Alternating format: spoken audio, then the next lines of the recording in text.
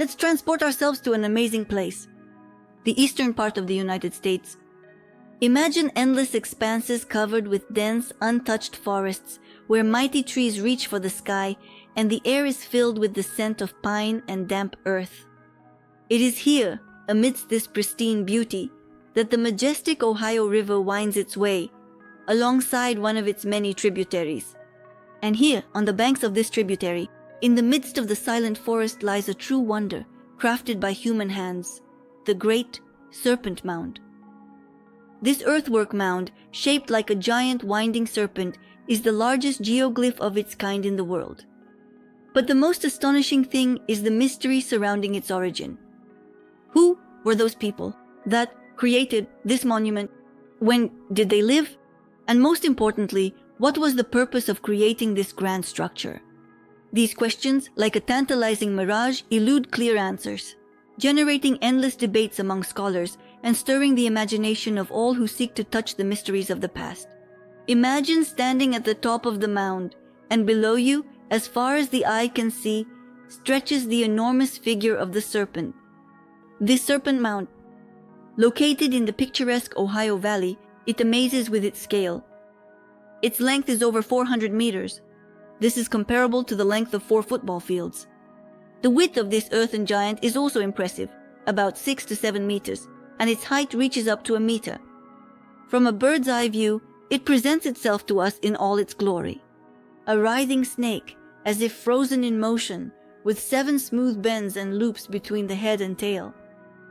The head of the snake, like a wise guard, is turned to the east, towards the rising sun, and the tail, ending in a triple ring, is turned to the west, seeing off the daylight beyond the horizon. It's in the details that the most interesting aspects lie. The tail, coiled into a triple loop, symbolizes cyclicality and infinity. The oval shape of the head sparks fierce debates. Some researchers see in it the watchful, all-seeing eye of the serpent. Others believe that this image represents an egg, possibly a symbol of birth, new life, or even a captured frog that the serpent is about to swallow. And some have a very original view. They claim that the head doesn't resemble a serpent at all, but rather looks like the head of a lizard, which adds even more mysteries to this already convoluted story. It's also interesting how harmoniously the mound fits into the surrounding landscape. It is not just situated on a high plateau, but is a natural continuation of it. From there, by the way, you get a stunning view of the winding streams below. The head of the serpent almost touches the steep cliff, as if it has crawled to the very edge to peer into the abyss. Archaeologists studying this area discovered something incredible. Millions of years ago, long before the appearance of humans, a cosmic event took place here, the impact of a massive meteorite. The impact was so strong that the earth under the mound still bears its traces, numerous folds and faults. And so, after countless years, at this very spot, marked by the seal of the cosmos, ancient people created their earthen serpent, using stones bound together with clay and ash and covering it all with a layer of earth. Archaeologists are like detectives trying to solve a crime committed thousands of years ago. For several decades now, they have been struggling to unravel the mystery of the Serpent Mound. They conducted excavations, meticulously examining every inch of the ground, but unfortunately, they found nothing. Not a single artifact, not a single burial that could definitively point to the creators of this wonder. As of today, there are 2 main hypotheses. The first hypothesis states that the mound was created by the Adena culture, Native Americans who lived in these parts long before our era, approximately from 800 to 100 BC. These people were skilled craftsmen, but none of the artifacts found from this culture provide direct evidence of their involvement in the creation of the mound. The second hypothesis links the mound to other Native American tribes that settled in the valleys of the Ohio, Mississippi, Illinois, and Missouri rivers about 1,000 years ago. They practiced agriculture, growing corn, beans, and squash as the basis of their diet.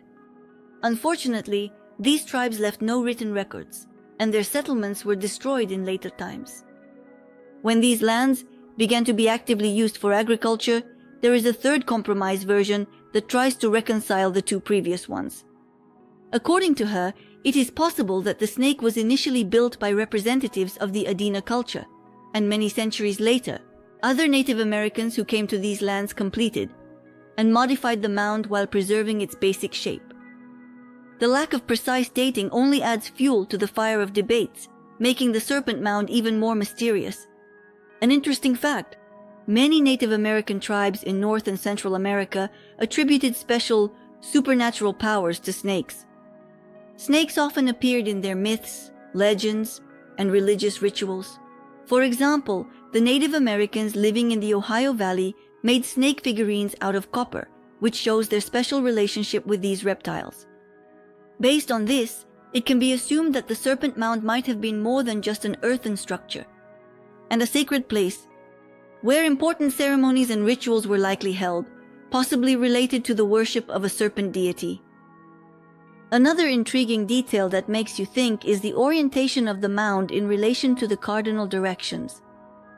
The head of the serpent points exactly to the spot where the sun sets on the day of the summer solstice, the longest day of the year, and the tail, in turn, is directed towards the point of sunrise on the day of the winter solstice, the shortest day. It's possible that the mound served as a sort of calendar for ancient people, helping them determine the change of seasons and, accordingly, the time to start agricultural work or harvest. Moreover, after closely examining the curves of the serpent's body, some researchers noticed that they correspond to the phases of the moon, and also with the positions of the sun on the days of the equinoxes. However, over the centuries, the outlines of the mound have changed somewhat. They have eroded due to the effects of erosion and other natural factors, so it's difficult to assert anything with complete confidence. And if you look at the Serpent Mound from above, you can see that its shape resembles the outlines of a constellation, the dragon, in the night sky. Moreover, the first loop from the head of the serpent aligns with the position of the North Star, a celestial landmark that has guided travelers for centuries. Perhaps the mound helped ancient people determine the cardinal directions, serving as a sort of compass. The debates about WHO, when and why the Serpent Mound was created continue to this day. And most likely, we will never get clear answers to all these questions.